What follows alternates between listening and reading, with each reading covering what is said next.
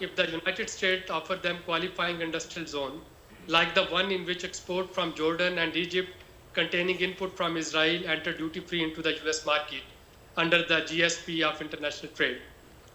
Skeptics would argue that in the case of India and Pakistan, the Kashmir dispute is sui generis, and thus the improvement of relation is dependent on resolution. In this case, one can draw a lesson from North Ireland, which has been a bone of contention between the UK and Ireland, as well as a huge number of people living in Ireland. The Irish Republican Army has agreed to lay down its arms and has also stopped any terrorist activity either in Ireland or in the UK after 30 years of conflict. Can the same not be attempted in Kashmir? We also hear the argument in India that terrorism is a major hindrance in improved Indo-Pak economic relations. Both India and Pakistan have experienced the bitter taste of terrorism. This has demonstrated that terror has no religion and knows no national boundaries. Terrorism has thus become a common problem for the two countries. Close cooperation between Pakistan and India on this issue will go a long way in building trust and confidence, as well as mitigating myth and distrust between the two countries. I would also like to add that after the Peshawar tragedy, the sense of pain, anger, and helplessness is gradually binding the Pakistani nation together. We are the worst victims of terrorism and have sacrificed thousands of precious lives to these terrorists. There is a gradual change, both at state as well as at societal level, on the issue of terrorism. Till last month, no one could imagine that citizens could challenge the all-powerful clergy. However, citizens protest outside Islamabad's Lal Masjid against Imam's reluctance to condemn the Peshawar massacre, and official resolve that state doesn't make distinction between good and bad Taliban and all militants would be dealt with iron hands are manifest of those changes. My request is that this change should be given a chance. I firmly believe that constructive engagement works better than pressure. Renewed efforts for willingness to support bilateral confidence building measures will lead to more progress than diplomacy-based political criticism accusing each other for cross-border terrorism, which of course needs strong action by both the sides. Finally, it must be kept in mind that the voters gave a heavy mandate to the Pakistan Muslim League Nawaz and BJP in the hope that both of these parties would change the fate of a common person in their respective countries. During our fieldwork, we heard from our respondents, citizens of India and Pakistan, about the desire not only to visit their neighboring country, but also to use the products made in each other's countries. Unless and until that demand is there, trade between the two countries would keep on taking place, either directly or through any third country. Our governments need to use the prevailing demand among consumers as entry point and grab any opportunity for a long-lasting peace through enhanced economic cooperation, following the examples in South America, Europe, and Southeast Asia. Thank you very much for your attention. Thank you so much, Abid. We're really glad we finally connected with you. So I don't think connectivity is that bad between the two countries. No, it went well. And also persistence pays. We finally got you. Yes. Thank you so much. And you can stay with us for the rest of the session. If you have the time, that would be great. Thank you. We now go on to the next session on informal trade. I think there is always more excitement about informal trade than about formal trade. My first work on South Asia actually began with informal trade. And I knew nothing about formal trade at that time. And I think that's why I developed a good understanding of formal trade, because I understood informal trade better. And basically, I think this whole, the subject of informal trade, I think, is itself quite new, because if you read the literature of the 70s and the 80s, when Bhagwati and others had written about, it was always called illegal trade. It was never called informal trade. And the informality concepts got introduced much later when I think economists realized that it's not just tariffs, there are other things that are responsible for this kind of trade that escapes the government machinery. Well, there are two issues that lie at the core of informal trade. One is estimating this trade, and it could be anything to anything. So one is basically getting a range. And in this project, we've done a study at ICRIER, and SDPI did a study from Pakistan. Our tentative estimates are higher than the SDPI estimates, but the truth lies in between. So estimates are one part of it, but the other more important aspect of informal trade is how does it function? What is the institutional mechanism that drives it? How is it that it has continued to prosper so many years and grown? So there is a path dependence, and there is also a risk mitigating mechanism that's actually enforcing these informal contracts. There are ethnic ties on both sides, which ensure that payments are made and goods reach on the other side. In South Asia, India assumes this centrality position in informal trade, and it's trading informally with all its South Asian neighbors. But the modalities with Pakistan are a little different, where informal trade through Dubai assumes a large importance. And I think that therefore it's important to understand what is it that Dubai does to facilitate this kind of trade, and what are the lessons that we can learn so that this informal trade shifts to formal channels. There's a lot that needs to be done. In fact, earlier also, in the morning session, I had mentioned that this entire new trade has not been realized, but informal trade continues to prosper.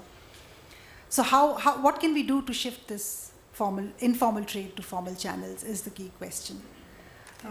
We'll begin with the ICRIER study, where Samriddhi Bimal, my colleague, will make the presentation, and then Waqar will make the presentation from the Pakistan side. And then I think we'll have the other panelists who would maybe comment on informal trade. Thank you. Samriddhi? Yeah, thank you, ma'am. Good afternoon, everyone. ICRIER conducted a study to estimate the informal trade flows between India and Pakistan. The study was essentially based on a primary survey approach covering respondents in India and in Dubai. The respondents were asked questions based on pre-designed guidelines and sometimes in the form of loosely structured conversations. The respondents were asked questions basically about aggregate and item-wise informal trade, along with its modalities. The magnitude of India's informal trade with Pakistan has been estimated using the Delphi technique. As you can see the sample design, we were able to cover about 247 respondents across 8 Indian cities and in Dubai. From the screen, it is clear that about 50% of our respondents comprise knowledgeable persons. These are basically people who are either from the logistics industry or those who were trading informally but did not admit to it at the time of the survey, and even those who were not directly or indirectly engaged in informal trade but had knowledge on the subject matter. When we asked our respondents what are the reasons for informal trade, the most important reason that came up was Pakistan's negative list. This is followed by ease of sending goods via other country, inadequate payment mechanism in formal channels, difficulty in identifying trading partner in Pakistan, fear of trading directly, political tensions. But what is important to note here is that difficulty in meeting standards and harassment by custom officials did not come up as a major problem in our survey. And this is surprising and contrary to because what one usually hears, these come up as problems in other surveys and news items.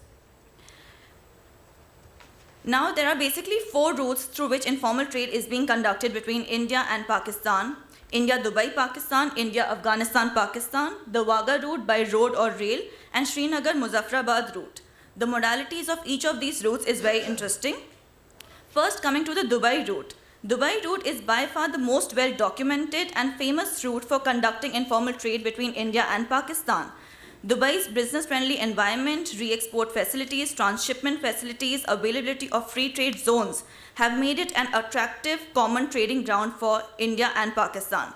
Now, what is happening in Dubai is India is exporting products into free shipping zones in Dubai, And in Dubai, labeling is done, new origin is mentioned on the product, then it's re-exported to Pakistan. In this leg, fresh documentation is also prepared.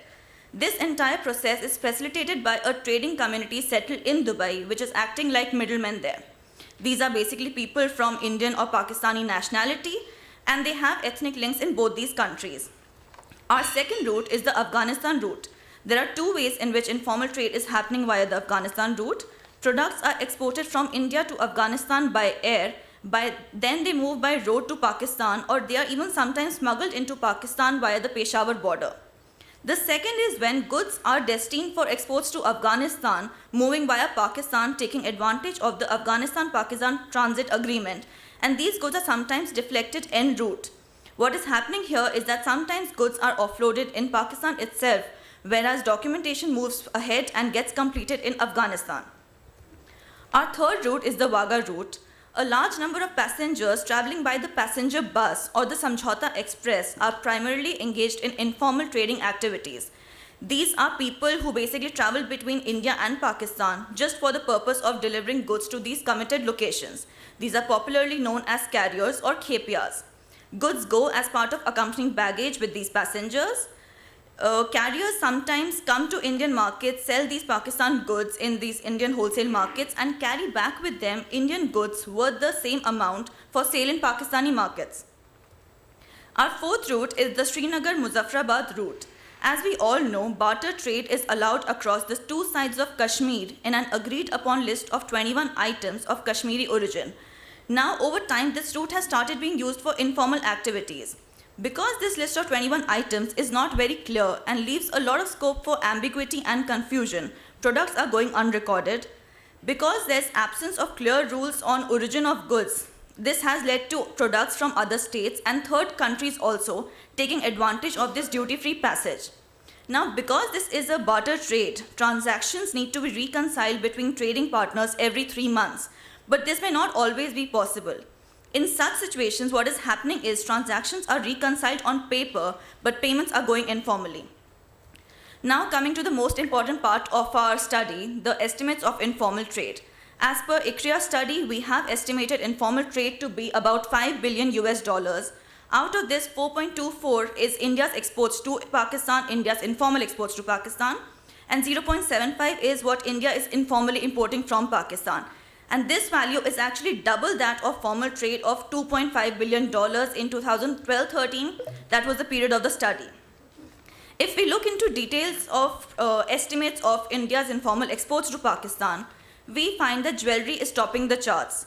Jewelry constitutes about 27% of India's informal exports to Pakistan. What is going is gold jewelry, diamond, precious stones, bridal sets, and they're all hand carried. Basically, there are people moving from India to Pakistan and they're carrying with them via air by Dubai, or even while they're moving through Samjhauta Express. Then our second top item is textiles.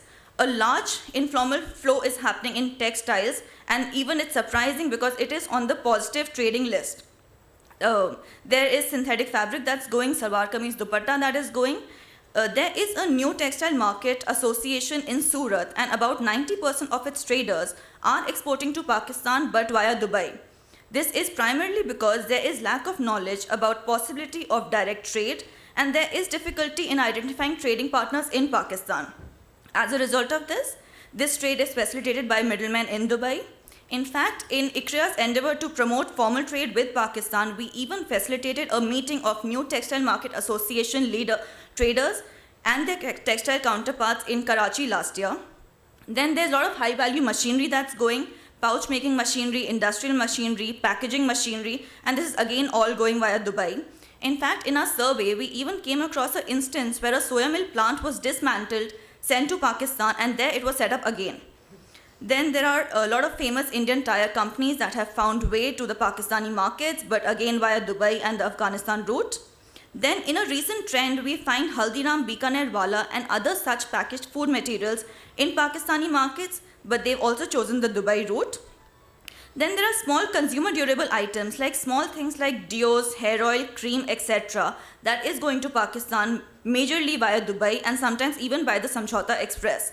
Then there are small items like tobacco items, palm leaves, betel leaves, aam papad that are going as part of accompanied baggage with passengers in the Samjhauta Express. If we look at the import side, it is not surprising to see that textiles is coming in huge informal amounts. Today, in the Indian consumer market, there is a lot of demand for Pakistan cotton suits, but the formal figures for this doesn't reflect this number. The formal imports aren't much, but if you see, go out to any Indian major city market or even tier 2 city market, the markets are full of Pakistan cotton suits, and this is majorly coming informally and through all channels. The Srinagar route, the Dubey route, the Wagah route. Then also we came across instances of third country goods being imported via Samjhauta Express, like Chinese camera, Chinese IC chips, but this quantity isn't significant enough.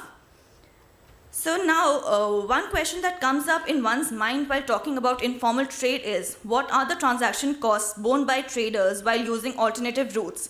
So there are two routes in the purview of our study, the Delhi-Lahore route, the direct trading route, and Delhi-Mumbai, Dubai, Karachi, Lahore. Just as long as its name may sound, it's 11 times longer than the direct route. Now, if we look in terms of transaction cost, in terms of absolute number, this indirect trading route is 4 times more costly than the direct trading route. But if we look in terms of efficiency parameters, that is transaction cost per ton per kilometer, we find that the indirect route is 3 times more efficient. Now, the essence here is that even though the indirect route is 11 times longer than the direct route, it's 4 times costlier, but basically it is 3 times more efficient. This brings a lot of questions to our mind about inefficiencies of the formal direct trading channels, but nevertheless, governments and stakeholders on both sides need to put in efforts to channelize and route this informal trade towards formal direct efficient trading channels. Our study also proposes certain policy suggestions that might be useful in this process, and Dr. Taneja would just talk about them. So thank you everyone, and over to you, ma'am.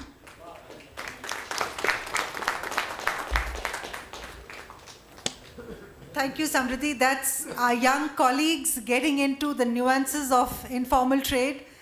And in fact, even in the morning when I was making the presentation, my young colleague Vatsla was crunching those numbers for the past 2 months, and it was every time it was, voila, I found this, you know. So it's really been delightful seeing these young kids get into the nuances of trade and understanding it. And in fact, I've been telling them that if you want to understand trade in its most distortionary form, this is where it is. So again, back to what we were saying on the policy recommendations. This is per ton per kilometer. The efficiency parameter that we've used is per ton per kilometer. Cost efficiency.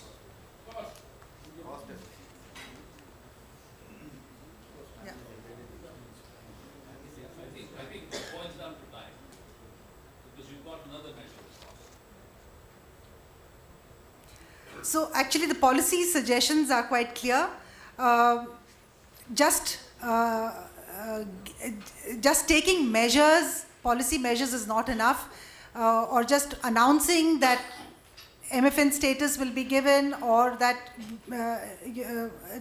whatever policy measures India is taking, or whatever policy measures Pakistan is taking, is not enough. It needs a whole lot of other measures for this trade to get translated into formal trade. And basically it's a case of a missing market. Traders are not being able to meet each other, exchange information on what is traded, what is demanded, what are the prices. So there is a huge information asymmetry which needs to be bridged, and that is where businesses on both sides can play a key role. Policymakers can play a key role. There's a huge issue of transparency. We know the policies, but we don't know them, in the sense that they are so complicated that people don't understand what they mean. And at the micro level, there are a lot of problems based, especially connectivity, which need to be addressed. A lot of measures where a lot of institutions that need to be strengthened. And there's so much that needs to be done that, unless we take all these measures, this informal trade is not going to get channelized into the formal channel. And also, I think what we really need is a very innovative dispute resolution mechanism that would actually convert informal trade to formal trade. May I now request Waqar to make his presentation? Thank you, Dr. Nishat Taneja.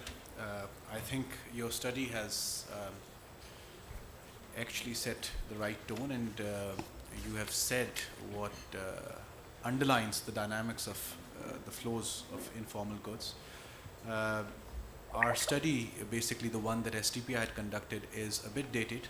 We had actually conducted the survey at the end of 2012, revised and then re-revised the paper in 2013, and now it is there in the form of this book that you have on India-Pakistan trade. The paper is there, of course. And the methodology that we had taken was, of course,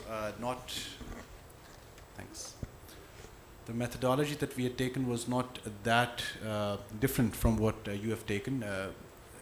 It's only that we were actually helped by a prior baseline that we had, and Shahrukh Rafi Khan had actually produced estimates of informal trade for 2005 survey, which he had conducted with Moeed Yusuf. And that sort of acted as a baseline, and we extended upon that. We went to around 19 markets, wholesale markets, where one could find Indian products. And people were, of course, willing to talk about it in volume and value terms. But yes, our estimates are only of goods that are flowing from India to Pakistan and not the other way around. And I think most of those sectors which Samriddhi's presentation actually pointed out, we actually picked them up in our survey as well. So the key sectors in which Indian goods are flowing into Pakistan include textile, auto parts, jewelry, cosmetics, pharmaceutical, tobacco, herbal products, spices and herbs, paper and paper products, fruits and vegetables. The major routes include, from our side, of course, Dubey, Kabul, Kandahar, Chaman and Bandar Abbas. These were the major routes. There were two minor routes that were picked up. One was, of course, the Kashmir-Chakoti border, particularly in case of fruits and vegetables. The time in which we were serving, there was a large kinnu and plums trade that was taking place. And then the regions that are adjoining the Bahawalpur sector in Pakistan, one could pick up the informal trade. When we went back for another iteration, this was February 2013, you could see much more flows through these adjoining sectors of Bahawalpur. I just want to pick up these two or three major sectors, So for example, in textile sectors, the top three items that were coming from India to Pakistan, these were actually saris, bridal dresses, and fancy suiting. And this was through Gurdaspur, Karachi channel. And the largest source was Khepias and family travelers, families and friends who could carry it in the personal baggage, But the volumes were fairly large, The second was the auto parts, and the top three items in the auto parts were actually gears, differentials, pumps, and nozzles, and a smaller amount of windscreens were also picked up. Today, if you travel to these 19 wholesale markets, you can actually see, in case of, for example, refurbished tires, you can actually see three Indian brands, Apollo, JK, and MRF, which can readily be found. We had a very detailed meeting with Pakistan Business Council, who actually informed us that around 60% of the refurbished tire market in Pakistan has been actually taken over by the informal amount or the informal merchandise in tires, which is coming from India. Jewelry included high-grade artificial wear, bridal sets, bangles, and these were coming through both family travelers as well as some pilferage from Afghanistan. Pakistan transit trade was also picked up. Similarly, cosmetics included soaps, beauty creams, and makeup kits. Those Indian brands that were there, actually not Indian brands, those are actually fairly global brands, but produced in India. It was Gorage, Garnier, and Lidl, which were there, found in Karachi, Lahore, Peshawar, and Rawalpindi. Pharmaceuticals, one could readily see the day-to-day medicine, for example, aspirin, amoxicillin, Lexotanil, and there were doctors in Peshawar who talked to us who were actually prescribing the medicine because it is coming from Afghanistan into Khyber Pakhtunkhwa province in Peshawar. So the overall estimate from our side, and this is February 2013 that I'm talking about, the overall estimate of Indian goods flowing into Pakistan through the informal channel comes to 1.8 billion US dollars. And I will again add in a qualifier that it entirely depends that which season you carry out the survey in, because a lot of these products have seasonal demand. You know, for example, if it is a marriage season or a wedding season, you know, so maybe in the late spring you would see a pickup in the textile products. You know, as this panel talks about the reasons, you know, and again the prior presentation has given in-depth chart in which they had reasons pointed out. I think it goes back to microeconomics 101. It's firstly the consumers demanding variety in Pakistan, and I'm sure in case of India as well.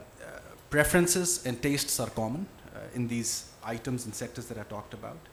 And price is acting as a deciding factor. So the consumers are smart, the trading community picks up those preferences and facilitates the lower price, you know. Now, if you decompose this price factor into three terms, you know, items which are flowing in, they either have a lower ex-factory price in India. Second, Pakistan maintains high duties on those items, and I'll let you know an example. And the third is that those items may be banned in case of Pakistan, you know. These include, for example, auto sector, some of the auto sector parts and tobacco, for example. So all three actually act as an incentive to evade the channel, you know.